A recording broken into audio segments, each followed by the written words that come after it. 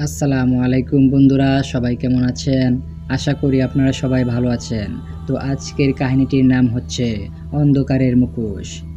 গল্পের শুরুতে আবিরের বাবা-মা নীলার বাড়িতে বিয়ের প্রস্তাব নিয়ে আসে। আবির বড়লোক পরিবারের ছেলে, তাই নীলার বাবা-মা রাজি হয়ে যায়। নীলার সাথে আবিরের বিয়ে ঠিক হয়। বিয়ের দিন নীলা সাধারণ পরিবারের মেয়ে, সরল ও শান্ত স্বভাবের। নীলার মা তার মেয়েকে বুঝাতে থাকলো, আবিরের বাবা-মা এখন থেকে তোমার বাবা-মা। বিয়ের মঞ্চে সবাই আনন্দ উল্লাস করছে। এইদিকে নীলার চোখে স্বপ্ন আর ভয় মিশে আছে। আবির একদম ঠান্ডা এবং আত্মবিশ্বাসী। নীলার মা তার মেয়েকে বোঝাতে থাকলো, সবসময় স্বামীর কথা শোনো, তোমার জীবন সুখের হবে। নীলা চোখের পানি আটকে বলল, আমি সবসময় কথা শুনবো মা। বিয়ে শেষ হয়, নীলা আবিরের বাড়িতে চলে আসে। এভাবেই কয়েকটি দিন চলে যায়। একদিন নীলা একটা ছোট্ট ভুল করে ফেলে। একটা দামি ফুলদানি পরে ভেঙে যায়। আবির সঙ্গে সঙ্গে চিৎকার করে উঠল, তুমি জানো এটার দাম কত? আমার বাড়িতে তোমার মতো অসাবধানী লোকের জায়গা নেই।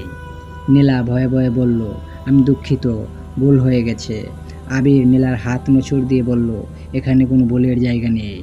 নীলা বুঝতে পারে আবির কতটা রাগী এবং সহিংস। সে চুপ করে থাকে।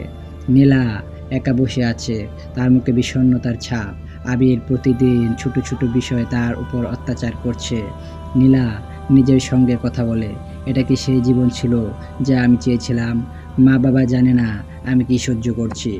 নীলা ফোনে তার মাকে বলতে চায়, কিন্তু সে ভয় পায়। এইভাবেই আরো কয়েকটি দিন চলে যায়। এক রাতে আবির মাতাল হয়ে বাড়ি ফিরে আসে। আবির রাগে চোখে বলল, তোমার মতো মেয়েকে আমি বিয়ে করে ভুল করেছি, তুমি আমার জীবনের বোঝা। নীলা কাঁদতে কাঁদতে বলল, কেন তুমি আমাকে এইভাবে অপমান করো? আমি তো তোমার ভালো চেয়েছি। আবির হাসতে হাসতে বলল, ভালো? তোমার মতো সাধারণ মেয়ের ভালো চাওয়ার কোনো দাম নেই। এভাবেই তাদের ভিতর কথা কাটাকাটি চলতে থাকে। এক সময় আবির উত্তেজিত হয়ে একটি ভারী জিনিস তুলে নেয় এবং নীলার দিকে ছুঁড়ে মারে। নীলা মাটিতে লুটিয়ে পড়ে এবং সেখানে নীলা মারা যায়। পরের দৃশ্যে আমরা দেখতে পাই পুলিশের সাইরেন, আবিরকে গ্রেফতার করা হচ্ছে। নীলার পরিবার কান্নায় ভেঙে পড়ছে। নীলার মা বলতে থাকে, আমার মেয়েকে কেন বাঁচাতে পারলাম না, কেন আমরা তার কষ্ট বুঝতে পারিনি। পুলিশ বলল, এই ধরনের মুখোশবাদী লোকের জন্য সমাজে এমন অপরাধ বাড়ছে। এই কথা বলে পুলিশ আবিরকে নিয়ে চলে যায়। এজন্যই বলি, মানুষ চিনতে ভুল করবেন না।